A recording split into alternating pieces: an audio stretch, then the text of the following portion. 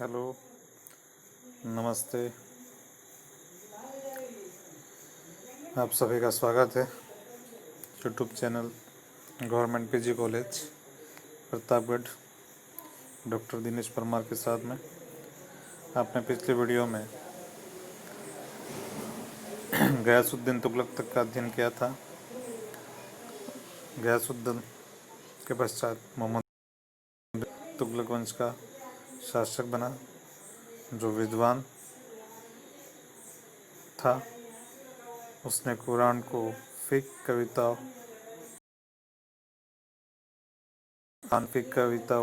तथा अन्य ग्रंथों की बहुत व्यापक रूप में जानकारियाँ थी।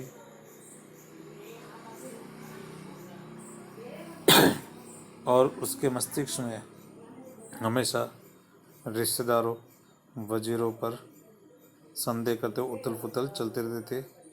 अपने हर शत्रु को गंभीरता से लेता था, जिसकी वजह से उसने ऐसे अनेक आर्थिक उथल पुथल किया, जैसा कि चांदी के सिक्कों के स्थान पर तांबे के सिक्कों को डलाने का आदेश दिए। तो लोगों ने अपने घरों में जाली डुप्लीकेट सिक्के बनाना प्रारंभ कर दिया तथा उससे अपना जजिया कर चुकाने लगे। तथा एक ऐसा अन्य निर्णय, राजधानी परिवर्तन, दिल्ली से देवगिरी, जिसका नाम बदलकर उसने दौलताबाद रखा, उसको स्थान कर दिया। लेकिन दिल्ली के लोगों को वह पसंद नहीं आया और आखिर में उसको बदलना पड़ा, क्योंकि लोगों को ज़बरदस्ती वहाँ भेजा गया। वह एक शुष्क स्थान था, जनसंख्या के अनुसार वहाँ पीने का पानी नहीं था और ऐसी बहुत सी विकट समस्याएं थी जिससे वो पूरा नहीं कर पाया तथा फिर से अपनी राजधानी को दिल्ली ले आया।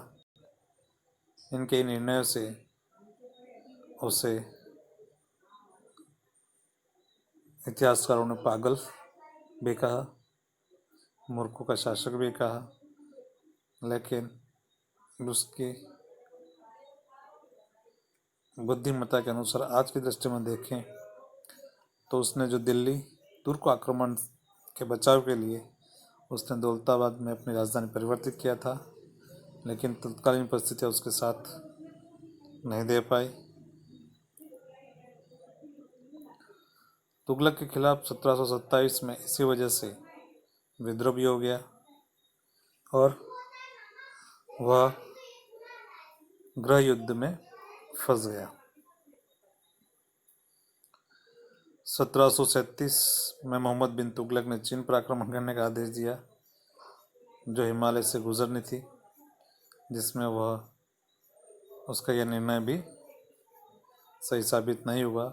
काफ़ी सारी सेनाएं मारी गई और बहुत कम सैनिक जीवित बचकर लौटे। उसी प्रकार जो सिक्के ढलवाने का काम किया तांबे के, उसमें भी उसे राजस्व की बड़ी क्षति हुई और उसे क्षति पूर्ति के लिए करों में भारी वृद्धि कर दी, जिसकी वजह से जनता में बगावत हो गई। जैसे कि 1338 में मालवा में उसके भतीजे ने बगावत कर दी, 39 में पूर्वी भाग में मुस्लिम सरदारों ने और दक्षिण में हिंदू राजाओं ने बगावत का झंडा गाड़ दिया। जिस प्रकार साम्राज्य अस्त व्यस्त हो गया और वह अपनी इन समस्याओं को उलझता रह गया। इसी समय दक्षिण में बहमनी साम्राज्य का उदय होता है और मोहम्मद बिन तुगलक की मृत्यु 1351 में गुजरात को लोगों के पकड़ने के दौरान कर दी गई। उसका उत्तराधिकारी फिरोज शाह तुगलक बना, जिसने अपने साम्राज्य के पुराने क्षेत्र को पाने के लिए 1359 में बंगाल के खिलाफ 11 महीनों तक का युद्ध किया, परंतु फिर भी बंगाल दिल्ली सल्तनत में शामिल नहीं कर पाया। फिरोज शाह तुगलक ने 37 वर्षों तक शासन किया। उसने अपने राज्य में खाद्य आपूर्ति के लिए अकालों को रोकने के लिए यमुना नदी से एक नहर बनवाई। वह एक शिक्षित सुल्तान के रूप में अपना एक स्मरण लिखा, जिसे फिरोज शाही तुगलक के फिरोज शाही कहते हैं।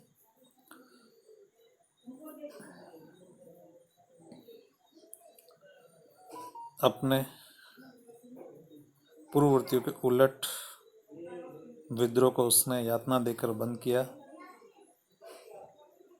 अर्थात यातना देना बंद कर दिया, जैसे कि अंग विच्छेदन, आग निकालना, जिंदा व्यक्ति को शरीर छेदना, रीढ़ की हड्डी तोड़ देना, गले में शीशा पिघलवा डालना, जिंदा फूंक देना इत्यादि जो सुन्नी सुल्तान के द्वारा की जाती थी, उन प्रथाओं को उसने नष्ट किया गया। वह एक उदार उसने एक उदार शासक के भांति अपने आप को शासित किया। ब्राह्मणों को जजिया कर से मुक्ति दे दी और समाज के प्रति उसने अनेक कार्य किया, जिसका हम विवेचन उसके कार्यों में करेंगे। धन्यवाद।